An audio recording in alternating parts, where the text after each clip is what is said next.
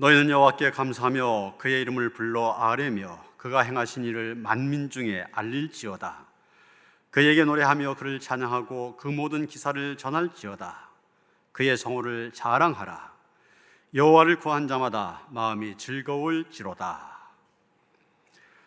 찬송과 영광과 경배를 받으시기에 합당하신 하나님 아버지, 저희에게 이토록 좋은 계절을 허락해 주심에 감사를 드립니다. 하늘이 높고 푸르러진 것처럼 하나님을 향한 우리의 신앙도 드높아지게 하옵소서. 몸과 마음을 평안하게 하는 시원한 바람처럼 저희들도 하나님을 기쁘시게 하는 깨끗한 영으로 거룩한 예배를 드리게 하여 주옵소서. 우리의 찬양과 기도와 예물 드림이 하늘 보좌에 상달되기를 원하오며 예배의 주관자가 되신 예수 그리스도의 이름으로 기원하옵나이다. 아멘.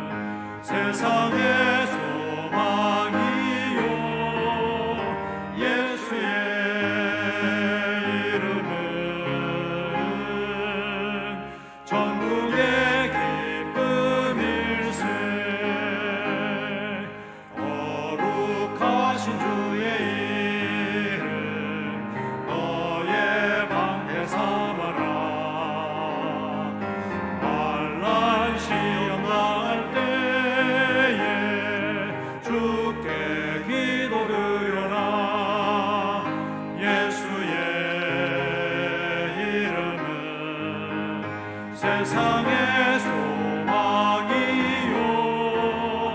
예수의 이름은 전국의 기쁨일세. 존귀하신 주의 이름 우리 기쁨 되도다. 주의 품에 안길 때 찬송 부르리. 예수의 이름은 세상의 소망이요 예수의 이름은 전국의 기쁨일세. 우리 갈 길 나가고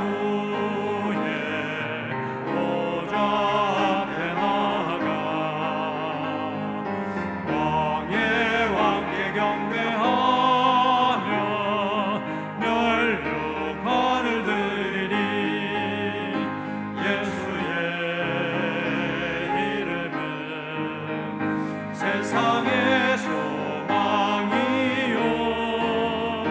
예수의 이름은 전국의 기쁨일세.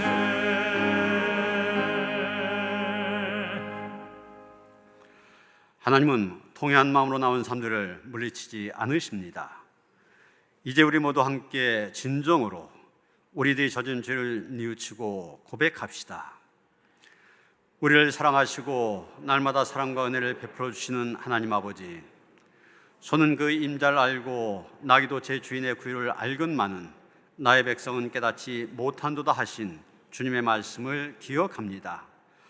저희들이 바로 그렇게 하나님을 알지 못한 백성입니다.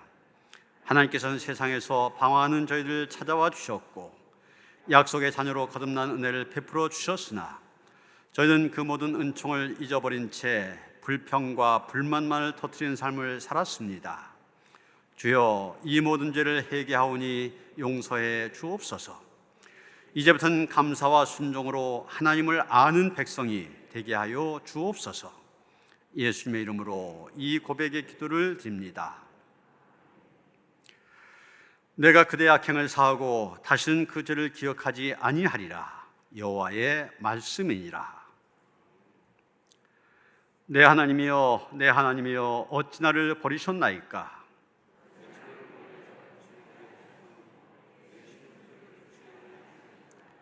내 하나님이여, 내가 낮에도 부르짖고 밤에도 잠잠하지 아니하오나 응답하지 아니하시나이다.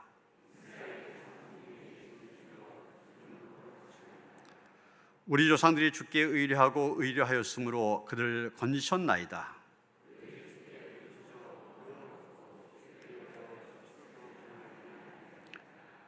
나를 본 자는 다 나를 비웃으며 입술을 비죽거리고 머리를 흔들며 말하되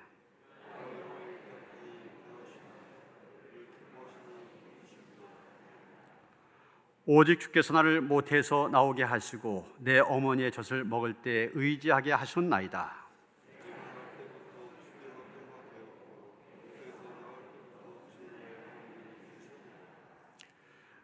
나를 멀리하지 마옵소서. 환난이 가까우나 도울 자 없나이다. 아멘.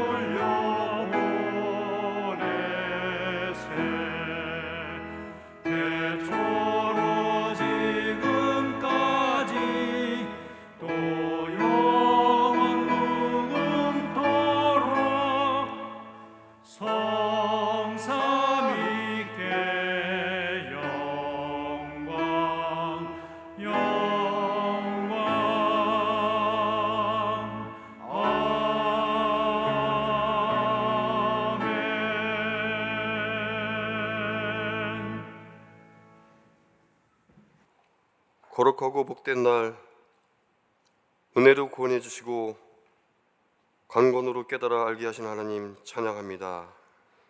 주님이 허락한 가운데 이곳 예배당에서 또한 가정에서 예배의 귀한 시간 열어주시니 감사와 영광을 드립니다. 연약하고 지친 영혼들이 말씀을 통해 새롭게 변화되고 마음의 문을 열고 주님의 신령한 음성을 듣고 받아들이는 귀한 예배의 자리가 되도록 이끌어 주시옵소서. 자비로우신 주님, 지나온 시간들을 주님께 다시 한번 내려놓습니다. 받은 은혜가 크고 무한한데 우리는 늘 무엇이 부족하든 세상의 것을 탐하며 갈망하며 살아갑니다. 우리의 어리석음과 불순종을 자각하지 못하고 저지른 모든 죄악을 회개하며 앞으로의 삶의 방향을 겸손과 감사가 넘침으로 영광의 찬양을 하며 경건한 삶 이루도록 기도하며 다짐합니다. 인도하여 주시옵소서. 모든 상황 속에서 찬송과 감사가 끊이질 않고 믿음과 소망의 강구가 가득하고 복음을 전하는 귀한 삶을 살며 말씀의 면류관을 받는 도구로 사용하시어 더욱 주께 가까이 나아갈 수 있도록 허락하여 주시옵소서. 구원의 주님, 이 땅에 말씀의 씨앗을 뿌리며 특별함으로 세워진 대한민국 잊지 않게 하시고 복음으로 든든히 서게 도와주시옵소서. 나라의 지도자들을 위하여 간절히 기도합니다. 우선 하나님의 자녀가 되기를 원하며 은혜와 능력을 더하셔서 국민의 마음을 하나로 모으는 리더자의 덕목을 세워 주시옵소서.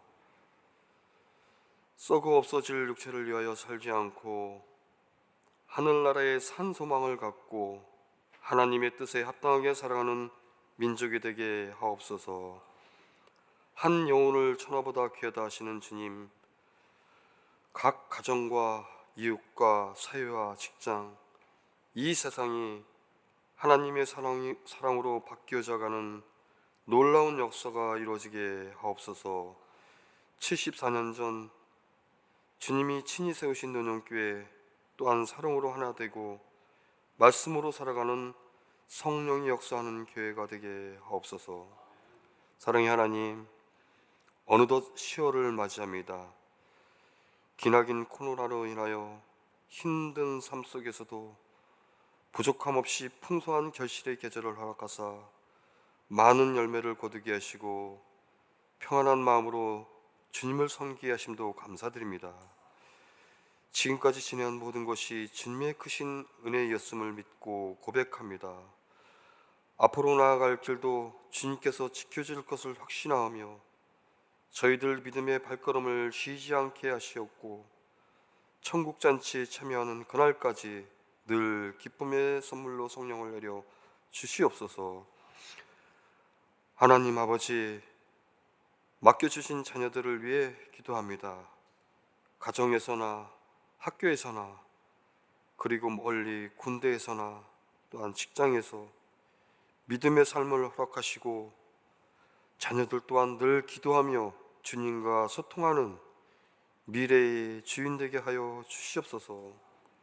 부모는 말씀으로 믿음의 유산을 지키도록 양육하겠습니다. 영의 양식 거르지 않고 배고픔 없이 건강하게 자라게 하여 주시옵소서. 이 시간 귀한 생명의 말씀을 들고 단위에 서신 담임 목사님, 성령의 능력으로 붙들어 주시고 진리의 말씀 선포하여 그 메시지가 우리의 가슴속 깊이 자리 잡게 하여 주시옵소서. 멀리 캄보디아의 어려운 현실 속에서도 복음을 위하여 파송된 유철이 안현주 선교사님, 모든 가족, 노년교회의 모든 가족 영적으로 충만하게 하시옵고 주께서 예비하신 축복 넘치게 하여 주시옵소서. 노년교회의 모든 성도님들 어려운 재난 잘 극복하고 있으니 건강한 예배와 속회, 평안한 교제 다시 이루어질 수 있도록 허락하여 주시옵소서. 언제나 주님 말씀 묵상하고 실천하여 열매 맺기를 원합니다. 모든 예배의 시간들이 주님께서 기뻐 받으시는 영광의 시간 되기를 소원합니다. 예배의 시정을 주께 맡기오며 살아계셔서 우리 곁에 언제나 계시는 주님께 모든 영광을 드립니다. 예수님의 이름으로 기도드립니다. 아멘. 하늘에 계신 우리 아버지요, 이름이 거룩히 여김을 받으시오며 나라가 임하시오며 뜻이 하늘에서 이루어진 것 같이 땅에서도 이루어지리이다. 오늘 우리에게 일용할 양식을 주시옵고 우리가 우리에게 죄 지은 자를 사하여 준 것 같이 우리 죄를 사하여 주시옵고 우리를 시험에 들게 하지 마시옵고 다만 악에서 구하시옵소서. 나라와 권세와 영광이 아버지께 영원히 있사옵나이다. 아멘.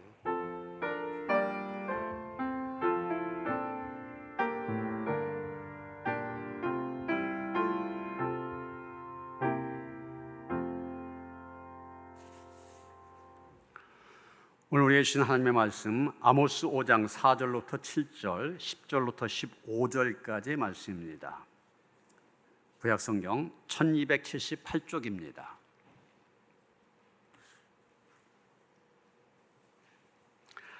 아모스 5장 4절로부터 먼저 7절까지의 말씀 봉독합니다. 여호와께서 이스라엘 족속에게 이와 같이 말씀하시기를 너희는 나를 찾으라 그리하면 살리라. 베델을 찾지 말며 길갈로 들어가지 말며 브엘세바로도 나가지 말라. 길갈은 반드시 사로잡히겠고 베델은 비참하게 될 것임이라 하셨나니 너희는 여호와를 찾으라 그리하면 살리라. 그렇지 않으면 그가 불같이 요셉의 집에 임하여 멸하시리니 베델에서 그 불들을 끌 자가 없으리라. 정의를 쓴 쑥으로 바꾸며 공의를 땅에 던지는 자들아. 10절부터 봅니다. 무리가 성문에서 책망한 자를 미워하며 정직히 말한 자를 싫어한도다. 너희가 힘없는 자를 밟고 그에게서 미래 부당한 세를 거두었은즉 너희가 비록 다듬은 돌로 집을 건축하였으나 거기 거주하지 못할 것이요 아름다운 포도원을 가꾸었으나 그 포도주를 마시지 못하리라. 너희의 허물이 많고 죄악이 무거움을 내가 아노라. 너희는 의인을 학대하며 뇌물을 받고 성문에서 가난한 자를 억울하게 하는 자로다. 그러므로 이런 때에 지혜자가 잠잠하나니 이는 악한 때임이니라.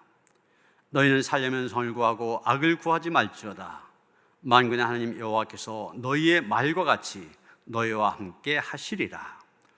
너희는 악을 미워하고 선을 사랑하며 성문에서 정의를 세울지어다. 만군의 하나님 여호와께서 혹시 요셉의 남은 자를 불쌍히 여기시리라. 아멘.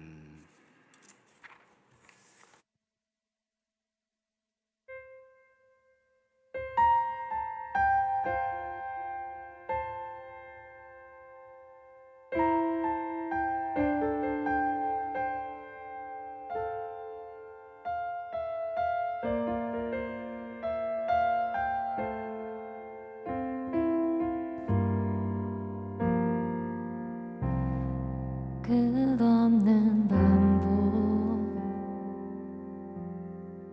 허무와 실패, 채우려 해봐도 채워지지 않네. 수치와 죄로 덮인 나의 삶, 노력을 해봐도 벗어지지 않네. 자연스럽게 찾아오신 주, 영원한 생명 보여주셨네. 주께로 나오라. 영원하신 주께 나오라. 사랑으로 안아주시는 변함없으신 나의 주, 주께로 나오라. 영원하신 주께 나오라. 내 죄까지 끌어안으시는 변함없으신 나의 주, 수치와 죄로 덮인 나의 삶, 노력을 해봐도 벗어지지 않네. 자연스럽게 찾아오신 주, 영원한 생명 보여주셨네. 주께로 나오라. 영원하신 주께 나오라. 사랑으로 안아주시는 변함없으신 나의 주, 주께로 나오라. 영원하신 주께 나오라. 내 죄까지 끌어안으시는 변함없으신 나의 주, 그 속에 샘물이 넘쳐나리. 영원히 목마르지 아니하리. 생수의 강물이 솟아나리.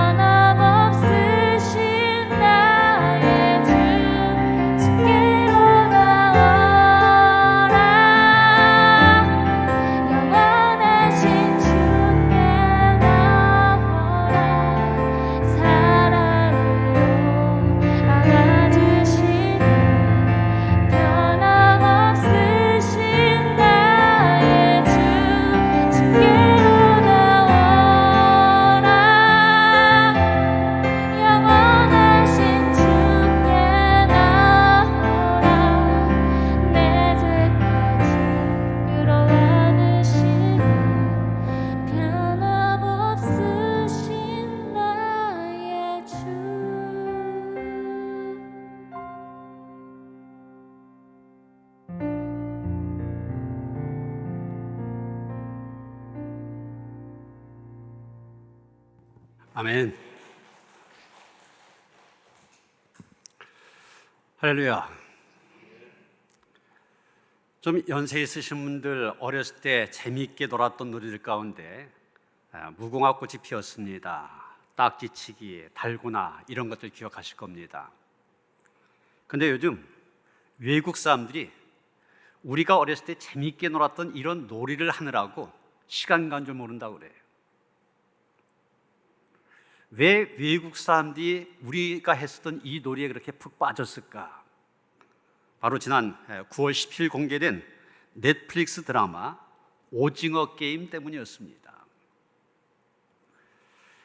이 지금 지구촌에 오징어 게임의 열풍이 불고 있다 이렇게 표현할 정도인데, 프랑스에서는 이 오징어 게임을 체험하는 체험관이 오픈이 되어졌고, 각종 SNS에서는 이 달고나를 만드는 방법, 딱지를 만드는 방법 이런 것들이 인기를 얻고 있다고 합니다.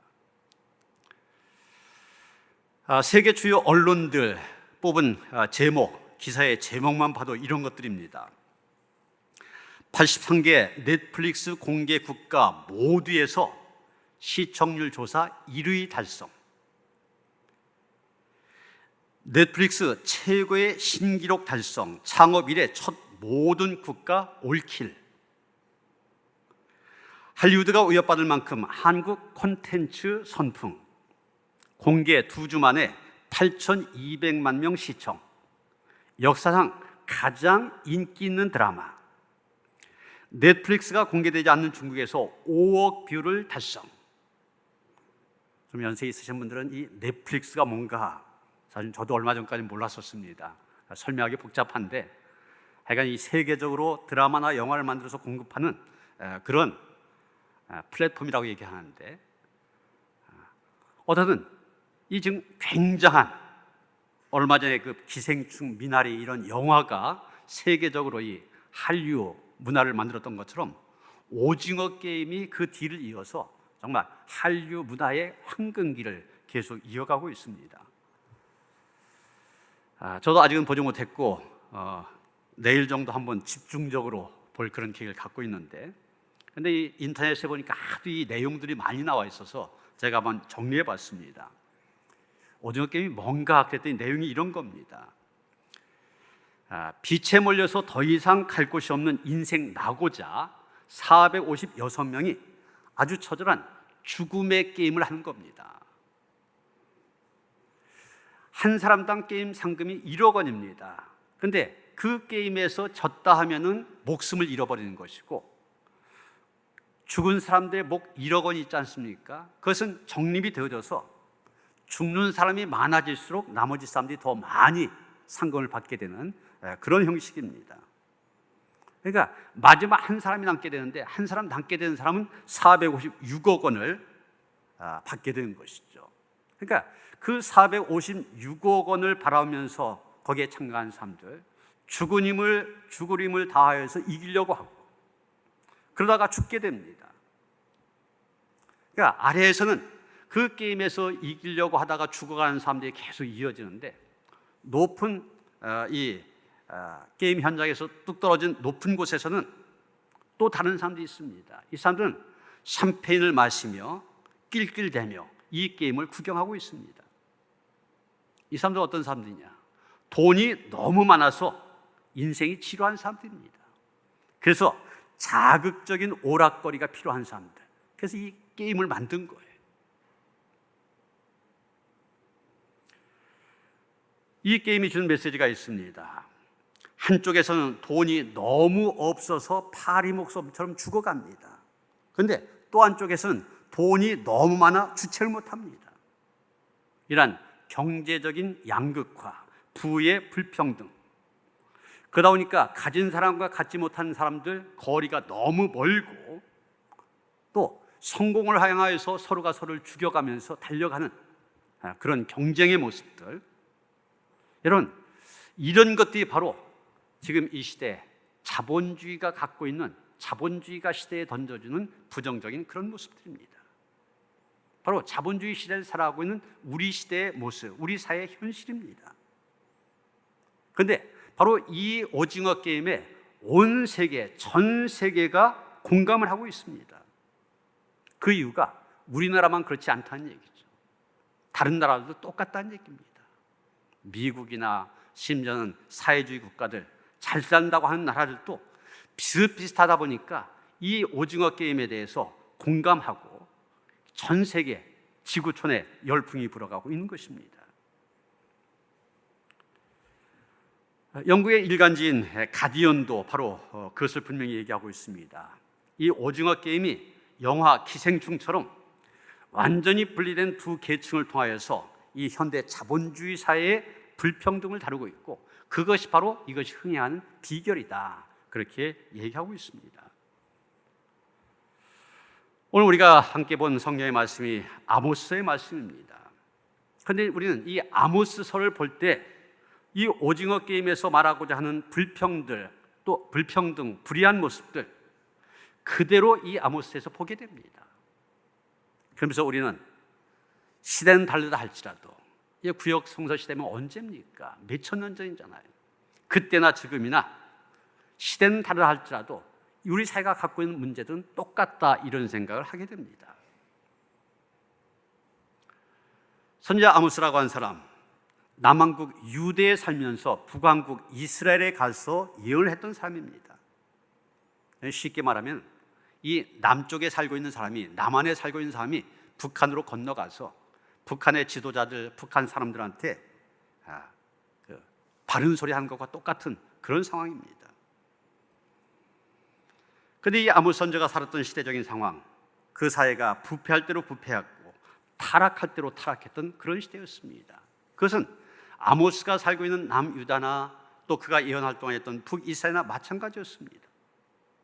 남쪽이나 북쪽이나 다 할 것 없이 도덕적으로, 종교적으로, 사회적으로, 경제적으로, 정치적으로 많은 문제를 안고 있었던 그런 때였습니다. 그래서 아모스 선지자는 5장 1절에 보면 이렇게 말합니다. 이스라엘 족속아, 내가 너희에게 대하여 애가로 지은 이 말을 들어라. 애가란 말, 슬픈 노래 아닙니까?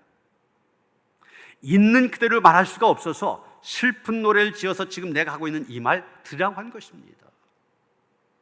어떻게 보면 오징어 게임이라는 게 그런 거잖아요. 드라마를 통하여서 지금 우리의 현실을 그대로 말하지 못하고 드라마를 통하여서 현실을 드러내고 있습니다. 지금 아모스가 그러고 있는 겁니다. 그러면서 2절에 말합니다. 전혀 이스라엘이 엎드러지며 다시 일어나지 못하리로다. 아주 무서운 하나님의 심판을 예언하고 있는 것을 보게 됩니다. 정말 아모스가 예언하던 그 시대, 인간의 탐욕이 극대화되었던 시대였다 말할 수 있을 것입니다. 우리가 아모스 여기저기에서 그런 것들을 보게 되는데, 아모스 2장 6절에 보면 이런 말씀이 나옵니다.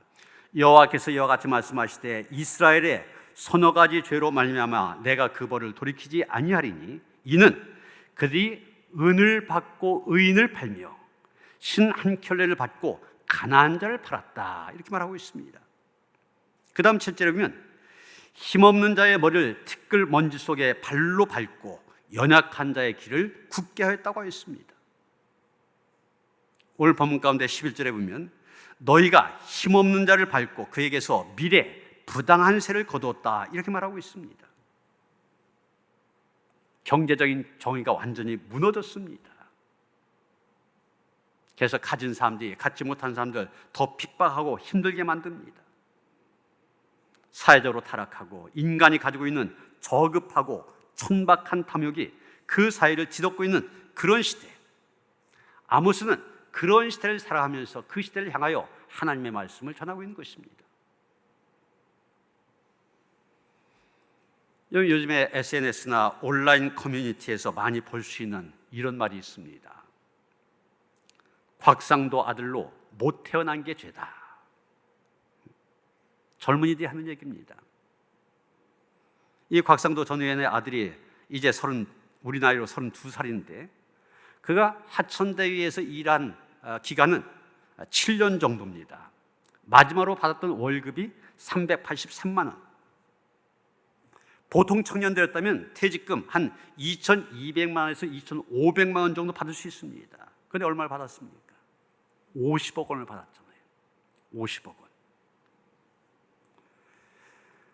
당연히 내 집장만 물론이고 취업조차 어려운 현실 속에 살고 있는 2030 청년들의 분노가 많이 있었습니다. 서울에 거주하고 있는 직장인 노모 씨 32살인데 이 사람은 이렇게 말했습니다. 내가 지금 취업 3년째지만 아파트 한 평값 마련하는 것조차 꿈꾸는 것이 힘든 현실이다. 그런데 어떻게 해서 국회의원 아들이라고 하여서 퇴직금 50억 원을 챙길 수 있냐, 그러면서 분노를 터뜨렸던 겁니다. 28살인데도 아직 취업 준비를 하고 있는 최모 씨라고 하는 사람, 가뜩이나 집 문제로 미래가 보이지 않는데 취업도 힘든 시대가 아니냐. 그런데 사회 지도층 아들의 아빠 찬스 등 사례를 보면 꼭 부모의 힘을 빌려야만 세상이 된 것 같다. 낙심하고 그런 현실을 보면서 좌절하는 젊은이들의 모습입니다. 경제적인 양극화, 부자는 더 부자가 되어지고 가난한 자들은 더 못 살게 되어진 양극화, 또 부의 불평등, 어떻게 보면 아모스가 살았던 그 시대와 하나도 다를 바 없는 그런 부조리, 우리가 살고 있는 이 시대도 그대로 있다고 볼 수가 있습니다. 바로 그런 시대, 그 시대에 삼지축했던 삶의 모습을 표현하고 있는 구절이 바로 본문 5절의 말씀입니다. 베델을 찾지 말며 길갈로 들어가지 말며 브엘세바로도 나아가지 말라. 아모스 선지자는 이스라엘 백성들에게 베델과 길갈, 브엘세바로 찾지 말고 거기로도 나가지도 말라고 간곡하게 권면하고 있습니다. 우리나라가 일제의 압박에서 해방되어지고 난 다음에 북쪽에는 소련군이 들어왔었고 또 남쪽에는 미군들이 들어왔습니다. 그 일본은 자기 나라 섬으로 돌아갔었죠. 그때 유행했던 말이 있습니다. 그 시대의 정신을, 또 그 시대의 국제 정세를 잘 반영한 말이었습니다. 뭐라고 했으냐면, 미국 놈들 믿지 말고 소련 놈들에게 속지 말고 일본 놈 다시 일어난다, 이런 말이었습니다. 이 국제 정세라고 하는 것은 냉엄하다고 하는 것이죠. 자기 나라의 이익 앞에서는 뭐 우방이고 이런 거 없습니다. 그러니까 정신 바싹 차리고 눈 부릅뜨고 현실을 제대로 봐야 된다는 얘기입니다. 아모스도 그런 의미에서 베델을 찾지 말며 길갈로 들어가지 말며 브엘세바로도 나가지 말라고 말하지 않았나 생각하게 됩니다. 왜 베델을 찾지 말라고 했습니까? 먼저 베델이라고 하는 것이 어떤 곳이냐면은 베델은 원래 하나님을 만났던 곳입니다. 이스라엘 조상이 되는 야곱이 자기 아버지를 속이고 자기 형님까지 속이고 그래서 결국 멀리 망명길을 가게 되는데 허벌판에서 밤이 되어져서 돌베개를 하고 잠을 자게 됩니다. 그때 하나님의 천사들이 사닥다리를 타고 오르락내리락 하는 것을 꿈에서 보고 그런 다음에 깨어서 말합니다. 두렵도다 이곳이요 여기가 하나님의 집이다. 그러면서 그곳 이름을 베델이라 이렇게 지었다고 그랬어요. 그래서 베델, 하나님의 집입니다. 베델, 성소가 되어진 것입니다. 거룩한 장소가 되어진 거예요.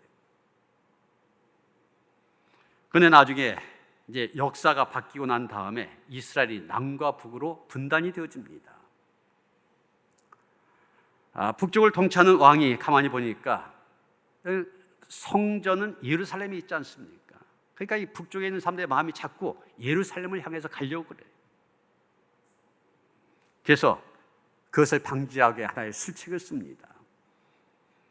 바로 베델이라고 하는 곳에 하나님을 만났던 이 신성한 장소에 커다란 송아지 우상을 세워놓고 이 우상이 바로 너희를 애굽에서 인도해낸 신이다, 그렇게 말합니다. 그래서 국민들의 마음을 기만하고 국민들의 마음을 도둑질한 것입니다. 그래서 베델이 어떻게 되었습니까?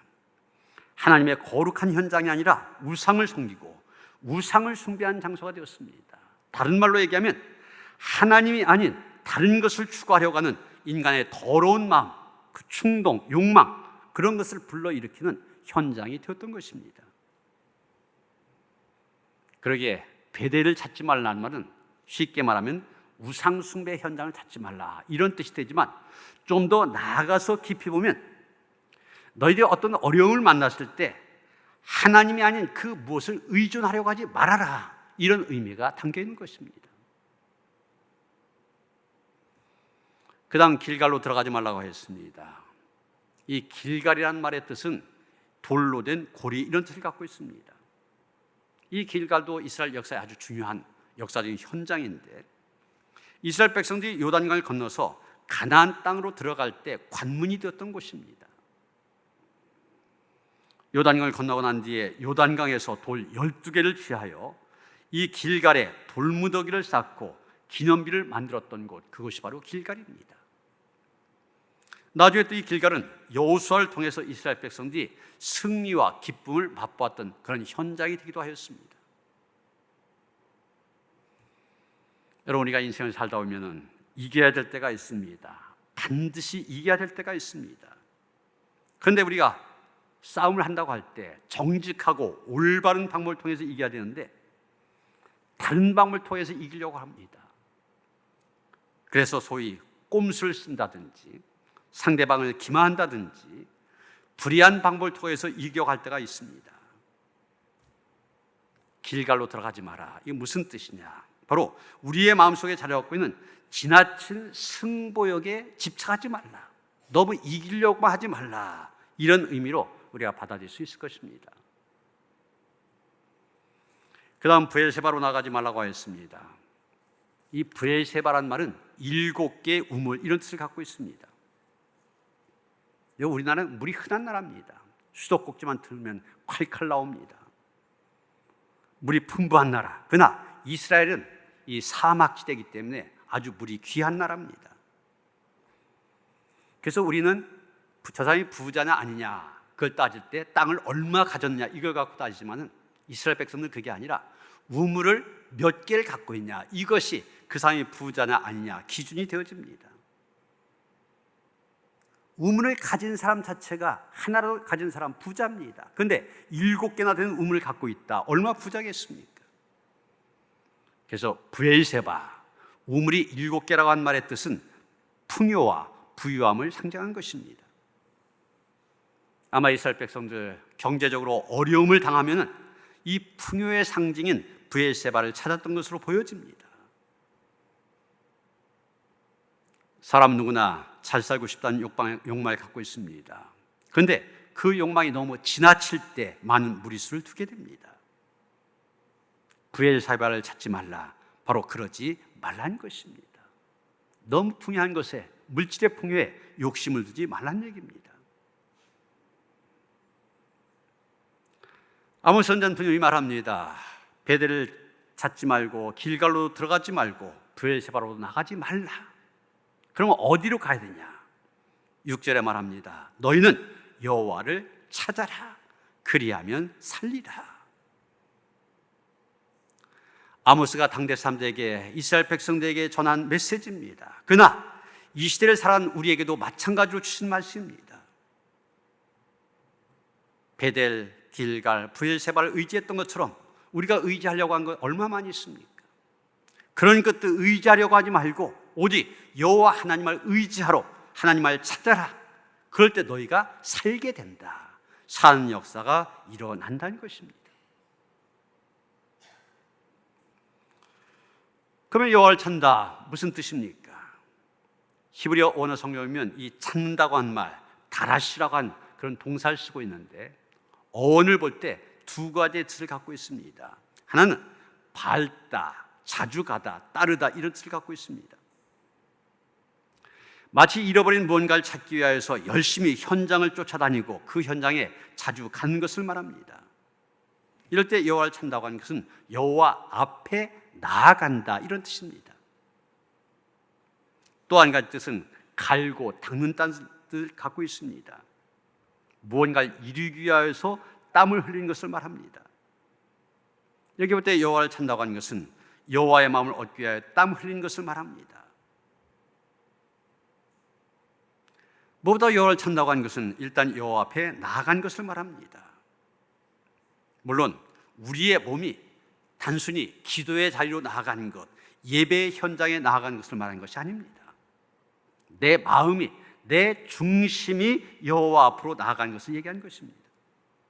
그것이 기도의 형식이 될 수 있고 예배의 형식이 될 수도 있고 찬양의 형식이 될 수 있지만 그거 상관없습니다. 내 마음이, 내 심령이 여호와를 만나기 위해서 여호와 앞으로 나간 것입니다. 열왕기하 18장 5절 6절에 보면 히스기야 왕에 대한 평가가 기록되는 것을 보게 됩니다. 히스기야가 이스라엘 하나님 여호와를 의지하였는데 그의 전후 유다 여러 왕 중에 그러한 자가 없었으니 곧 그가 여호와께 연합하여 그에게서 떠나지 아니하고 여호와께서 모세에게 명하신 계명을 지켰더라. 한마디로 히스기야 왕은 여호와와 연합한 왕이었다고 하는 것입니다. 여호와께 나아간 정도가 아니라 아예 여호와와 연합했다고 말하고 있습니다. 여러분, 히스기야 왕에 대해서 어떻게 이런 평가가 나올 수 있었습니까?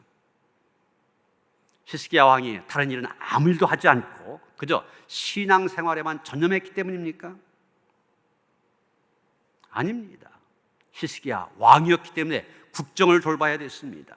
가족도 돌봐야 됐고 또 자기 개인 생활도 즐겨야 했습니다. 그런데도 불구하고 그는 여호와와 연합했다, 이런 평가를 받고 있습니다. 어떻게 그런 평가를 받을 수 있었을까? 우리가 성경에서 몇 가지 단서를 찾아보게 되는데 열왕기하 19장 1절에 보면 히스기야 왕이 듣고 그 옷을 찢고 굵은 배를 두르고 여호와의 전에 들어가서 이렇게 말하고 있습니다. 아수르가 침공했다는 아주 긴급한 소식을 들었을 때입니다. 그때 보인 태도가 바로 지금 이 말씀입니다. 아수르가 침공했다는 소식을 듣자마자 그는 즉시로 옷을 찢고 굵은 배를 두르고 하나님의 성전으로 달려갔다고 했습니다. 그리고 열왕기하 20장 2절에 보면 이런 말씀이 나옵니다. 히스기야가 낯을 벽으로 향하고 여호와께 기도하여 가로되. 지금 히스기야가 병이 들어 죽게 되었습니다. 이사야 선지자가 당신 죽게 된다고, 그것이 하나님의 뜻이라고 하나님의 말씀을 전했습니다. 그 소리를 듣고 히스기야가 한 일이 바로 그것입니다. 벽을 향해 낯을 돌리고 기도하기 시작하였습니다. 몸이 불편하여 병들어서 성전까지 나가지 못했지만 즉각적으로 벽을 향하여 기도하기 시작한 것입니다. 여러분, 바로 이것입니다. 히스기야는 늘 그 마음이 하나님께로 가 있었습니다. 문제만 생겼다면 제일 먼저 하나님께로 달려갔습니다. 하나님께 의논을 드렸습니다. 하나님의 뜻을 구하였습니다. 마치 우리 눈이 외부에서 어떤 자극이 오면은 반사적으로 눈을 감지 않습니까? 히스기야 왕이 그랬습니다. 문제만 생겼다면 반사적으로 여호와 앞에 달려간 것입니다. 그래서 히스기야는 결국 살았습니다. 아수르로부터 나라도 구하였습니다. 죽을 목숨도 건져서 15년이나 인생을 더 살게 됩니다. 여러분, 하나님의 백성들의 살 길은 다른 데 있지 않습니다. 바로 여호와께 나아가는 데 있습니다. 다른 곳에 길이 있는 것이 아닙니다. 플로리다에서 목회하고 있는 감리교 목사인 빌리 류터라고 하는 목사님이 다락방이라는 조그만 잡지에 자기 아버지에 대한 글을 실었습니다. 1930년대 미국 대공황이 일어났을 때입니다. 먹을 것이 없다 보니 어머니와 삼남매는 구세군 급식소에서 겨우 거기에서 나눠준 음식을 통하여 연명을 했습니다. 아버지는 알코올 중독자에다가 도박 중독자였습니다. 어머니의 말씀에 의하면 아버지는 6살이었던 자기와 밑으로 두 남매를 바라보며 이것이 마지막이 될 것 같군 한마디를 남기고 집을 나갔다는 것입니다. 그는 도박하다가 진 빚을 갚기 위하여 도둑질을 하였고 경찰서에도 드나들게 됩니다. 그러다가 그 아버지 도저히 할 수 없어서 자살하려고 하는데 그것을 마침 어머니가 발견하고 눈물 흘리면서 함께 교회 가자고 애원을 합니다.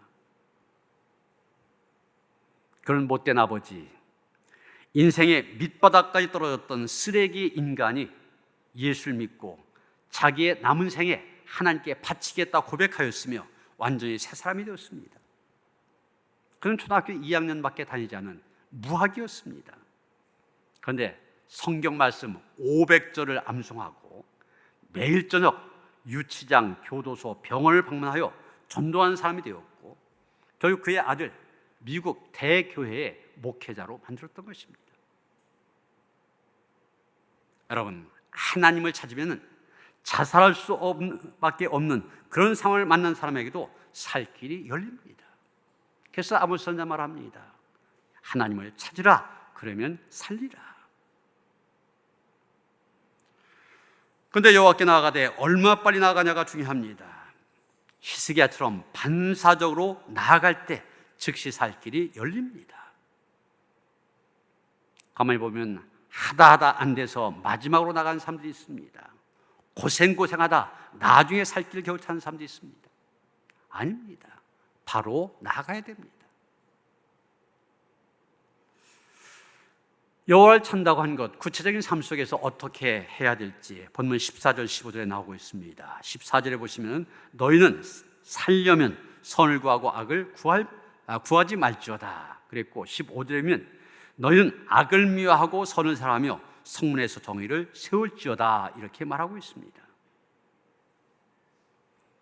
여호와를 찾는다고 한 것, 구체적인 우리의 삶 속에서 어떻게 나타나야 되느냐? 선을 사랑하고 악을 미워하는 것으로 나타나야 됩니다. 그런데 여러분, 성경에서 말하는 선이 무엇입니까? 단순히 착하고 올바른 일을 하는 것, 그것을 선이라고 말하지 않습니다. 시편 106편 1절에 보면 할렐루야 여호와께 감사하라 그는 선하시며 그 인자하심이 영원하심이로다 이렇게 말하고 있습니다. 하나님께서 자기 자신이 선하시다고 말씀하십니다. 그렇다면 그런 선하신 하나님께서 말씀하신 그대로 사는 것이 바로 선입니다. 그래서 누구든지 진정으로 살기 원한다면 하나님을 구하고 하나님을 경외하기를 힘써야 됩니다. 그리고 하나님의 뜻에 순복한 삶을 살아야 됩니다. 그렇다면 하나님을 찾는다고 하는 건 우리의 삶 가운데서 하나님의 뜻을 찾는 것입니다. 하나님이 기뻐하신 것이 무엇인지, 하나님이 미워하신 것이 무엇인지 그것을 찾는 것입니다. 그래서 하나님께서 기뻐하시는 것이라면, 하나님께서 인정하시는 것이라면 그것이 아무리 힘들어도, 아무리 손해가 난다 할지라도 힘써 감당하는 것입니다. 마태복음 7장 21절을 보면 예수님께서 분명히 또 확고하게 말씀하신 것이 있습니다. 나더러 주여 주여 하는 자마다 다 천국에 들어갈 것이 아니요 다만 하늘에 계신 내 아버지의 뜻대로 행한 자라야 들어가리라. 이 악한 시대에 우리가 살 수 있는 길, 주여 주여 외치는 데만 있지 않다는 얘기입니다. 하나님의 뜻을 찾아야 됩니다. 아무리 세상 사람들의 눈에는 이상하게 보인다 할지라도 하나님의 뜻대로 살아야 됩니다. 하나님의 말씀에 토달지 말고 하나님의 말씀에 순종하며 살아야 됩니다. 세상 사람들 자기의 손익 계산에 따라 정의를 팽개치고 돈의 노예가 되어 살고 점점 그 마음이 강팍해져 간다 할지라도 믿음으로 살아가는 우리들, 세상 방식대로 살지 않고 하나님의 말씀을 따라 바르게 살고 정의롭게 살고 선을 행하며 또 사랑을 베풀며 살아야 하는 것입니다.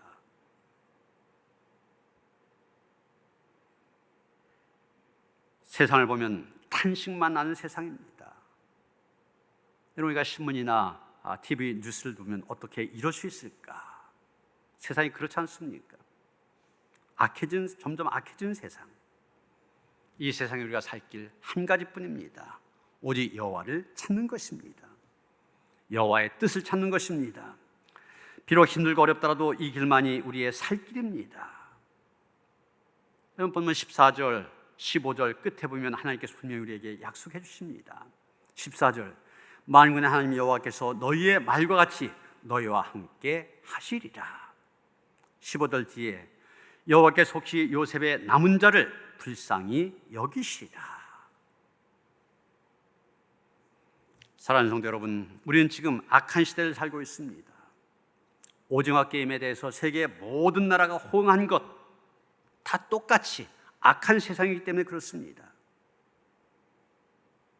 이런 시대를 살아가면서도 아무런 문제의식도 없이 그냥 될 대로 되라 살아가고 있는 것은 아닙니까? 아니면 악한 시대를 보면서 그저 좌절하고 낙심만 하고 있지는 않습니까? 아모스 선지자는 분명히 말합니다. 지금은 여호와를 찾을 때다. 이전보다 더욱 하나님을 향해 살고 더욱 열심히 하나님의 뜻을 따라 살아가시길 바랍니다. 여호와를 찾으라. 그리하면 살리라. 오직 여호와만을 찾음으로 이 악한 세대도 사는 은혜가 우리 가운데 넘치기를 주님의 이름으로 축원합니다. 아모스 선지자를 통하여서 이 악하고 불의한 시대에 우리가 어떻게 살아야 될지 말씀을 주시니 감사드립니다. 세상의 불의한 모습 바라보면서 낙심하지 말게 하시고 또 거기에 물들지도 말게 하시고 그 가운데서 우리에게 길을 제시해 주셨으니 여호와 하나님을 찾게 하시고 하나님의 뜻만을 따라 살아가게 하시며 그래서 이 시대 속에서 살아남는 하나님의 거룩한 백성으로 살아갈 수 있도록 함께 하시옵소서. 예수 그리스도의 이름 받들어 기도하여 싸움나이다. 아멘.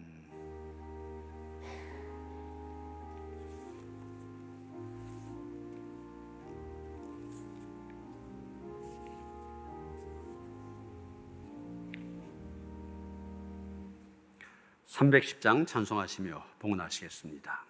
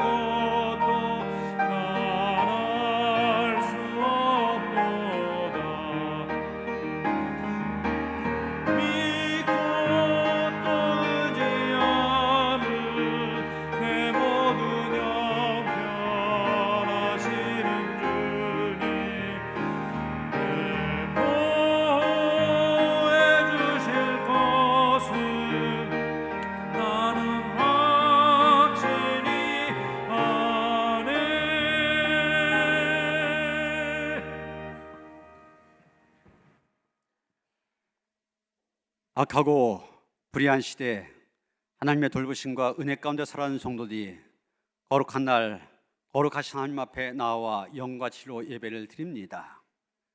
이 예배를 기쁘게 흠양하시옵시고 진히 이 자리에 내려오셔서 임재하셔서 하늘의 위로와 평강으로 채워주시며 하나님께 주시는 새로운 힘을 우리에게 허락하시기를 원합니다. 그래서 이 험한 세상 내 능력으로 내 수고로 살아가는 것이 아니라 하나님의 도우심으로 하나님의 은혜로 하나님의 능력으로 살아가는 성도들 되게 하여 주시옵소서. 그래서 악하고 불의한 세대를 능히 이길 수 있게 하시고 하나님의 거룩한 백성으로 우뚝 설 수 있도록 축복하여 주시옵소서. 오늘 하나님을 예배하면서 정성된 예물을 드립니다. 기뻐 흠양하시옵시고 드린 손길들 그 가정과 자녀들 생업을 축복하여 주시어서 하나님이 주신 풍성함이 넘치게 하여 주시옵소서. 하나님의 손에 귀한 물질들 드려졌습니다.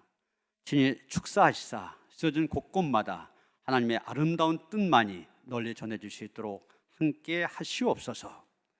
우리 주 예수 그리스도 이름 받들어 간절히 축원하며 기도하옵나이다. 아멘.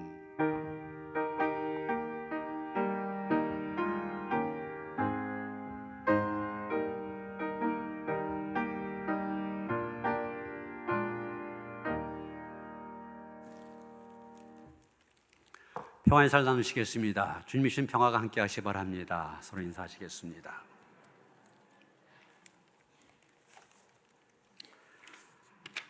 잠언 10독 운동, 잠언 10번 읽자 운동을 시작하려고 합니다.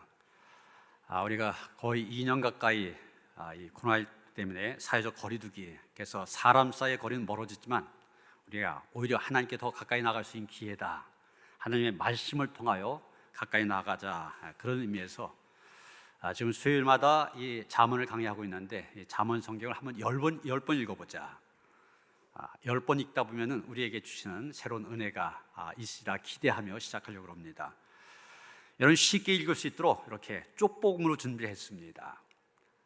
그래서 집에서뿐만이 아니라 길을 가면서 심지어 뭐 전철 타고 버스를 타고 다니면서도 또 직장에서 잠깐 시간 있을 때 읽을 수 있도록 그렇게 만들었습니다. 그래서 여러분 이 잠언 10번 읽는 일에 힘써 참여해 주시고요. 이게 그냥 성경만 읽는 것이 아니라 이 기회를 통하여 여러 가지 의미를 좀 부여했습니다. 문고리 신방, 그래서 지금 코로나 2년 동안 거의 신방을 못했지 않습니까? 그래서 문고리 신방이라고 해서 이런 걸 준비해 갖고서 여러분 가정을 방문할 교육자들이 문고리에다 걸어놓을 겁니다. 이 안에는 이 잠언 쪽복음이 들어있고 잠언을 10번 한번 읽을 때마다 여기 체크할 수 있는 요 조그만 카드가 있습니다. 이걸 체크하셔서 체크하시도록 하시고요. 그 다음에 여러분 힘내시라고 선물도 준비했는데 마스크하고 이 비타오백도 준비했습니다. 그리고 우리가 성경을 읽으면서 그냥 읽는데 그치지 않고 한 가지라도 좀 실천하자. 그래서 이 잠언이 강조한 것 가운데 하나가 가난한 자를 구제하는 일입니다. 그래서 이걸 실천했으면 좋겠다. 그래서 어려운 것이 아니라 이 저금통입니다. 종이로 만든 저금통. 여러분 동전 있잖아요. 쓰다가 남는 동전들, 이걸 모아서 12월 말까지 하면은 송경신 예배 때 가지고 오도록, 그래서 우리가 돕고 있는 이웃들을 돕는 데 쓸 수 있도록, 잠언 말씀 그대로 가난한 이웃을 구제하는 데 쓸 수 있도록 그렇게 하려고 합니다. 그래서 이걸 갖고 신방도 하고요. 그래서 아마 사전에 이제 연락하고서 찾아갈 터인데, 안 계시면은 그냥 문고리에다 걸어놓고 그 가정을 위해서 잠깐 축복하는 기도하고 돌아갈 겁니다. 만약 집에 계시면은 초인종 누르면 잠깐 나와서 얼굴 보시고 위에서 기도하고, 이렇게 하면서 그동안 2년 동안 한 번도 신방을 받지 못하고 교회에 나오지 못하신 분들이 있거든요. 이런 만남을 갖고자 하고요. 10번을 다 읽으신 분들은, 체크 다 하신 분들, 그러면 한번 좀 교회 좀 나오시라고요. 2년 동안 교회 한 번도 안 나오신 분이 있습니다. 주일날은 많이 모이기 때문에 겁나서 못 나오지만 평일 가운데 나오셔서 이것을 내주시면은 함께 목사와 사진도 찍고 제가 위에서 함께 축복 기도할 겁니다.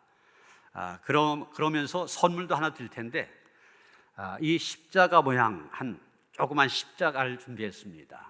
그래서 우리가 말씀을 통하여 하나님께 가까이 나가지만 10번 읽은다면 저거 십자가를 붙들고 기도하면서 하나님께 가까이 나아가자고 이 십자가 모형의 선물 준비했습니다. 그래서 선물 받아가지고 가셔서 기도하시도록 이렇게 여러 가지 그래서 성경도 읽고 신방도 하고 또 교회 나오지 못하셨던 분들 교회 한번 찾아와서 기도도 하고 또 더 나아가서 그것이 기도로 이어지고 이런 의미를 담아서 크게는 잠언 10독 운동 그랬는데 이런 여러 가지 의미를 생각하시면서 적극적으로 참여하셔서 여러분에게 은혜의 시간, 하나님께 더 가까이 나가는 그런 시간이 되어지시기를 부탁을 드립니다.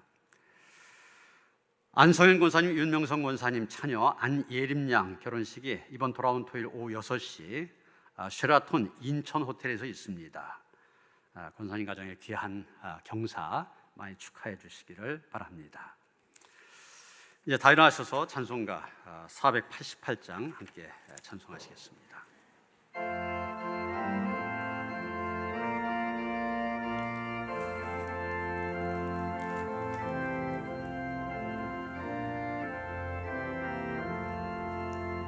이 몸의 소망 무인가 우리 주 예수뿐일세. 우리 주 예수 밖에는 이들이 아주 없도다. 주 나의 반석이시니 그 위에 내가 서리라. 그 위에 내가 서리라.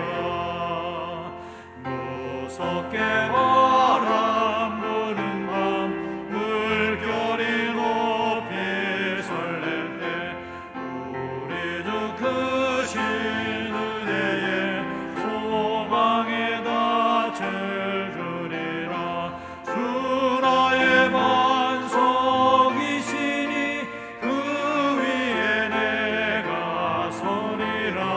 그 위에 내가 서리라. 세상에 믿던 모든 것 끊어질 그날 되어도 우주의 언약 미사와 내 소망 더욱 크리라. 주 나의 반석이시니 그 위에 내가 서리라. 그 위에 내가 서리라. 바라던 천국을 나가 하나님 앞에 배울 때 우주의 의를 힘입어 어여시 앞에 서리라. 주 나의 반석이시니 그 위에 내가 서리라. 그 위에 내가 서리라.